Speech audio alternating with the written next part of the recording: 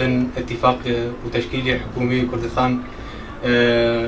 زودتر چه ببه و پارتی کردی همو یک بن برگو اتفاق سیاسی گوچه بو او اقتصاد کردستان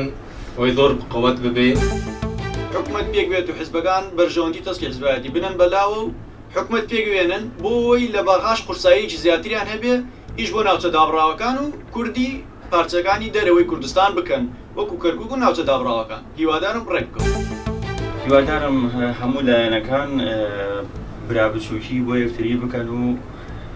هەتا بتوانن زوو حکوومەتی کوردستان پێک بێنن و بۆی زیاتر خەڵکەکە ئارام بگرێت و زیاتر خەڵکەکە بتوانێت بە ژیانێکی باش بژێت و ئەو دڵڕاوکەیان نەمێنێت. من وەک کچێکی کورد پێم خۆشە حکوومەت زوو تشکیل بێت زوو پێک بێن لەبەروەی ئەگەر زوو بی کێشەکانمان چارەسەر دەبی ئێمە وەکو من بخۆم وەکو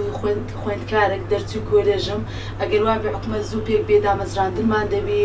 لە گوێی باش دادەمەزرێن ئیشوکارەکانمان جێبەجێ دەبی ئەگەر هەتا وەکو ئێستا کە حکوومەت دارەمەزراوە یان تشکیل نەبووە ئەوە کاریگەری خراپی هەیە لەسەرمان. حکوومەتی هەرێمی کوردستان تشکیلەکەتان زوو پێک بێنن و حکوومەت تشکیل بکەن بۆ ئەوەی خەڵک لەو فکرەدا هەر نەمێنێت کەی تشکیل دەبێت کەی تشکیل نابێت ڕەنگە زیاتر گۆڕانکاریەکەن لە فکری دروست بێت وەک لەوەی لە عەمەل دروست بێت ئەگەر هەر وەکو پێشووتر بێت خۆتان کۆ بکەنەوە و دەستان دەکوشین ئێمەش بۆ ئەو بە یەکگەشتنەوەی نێوان حزبەکان و لایەنەکان.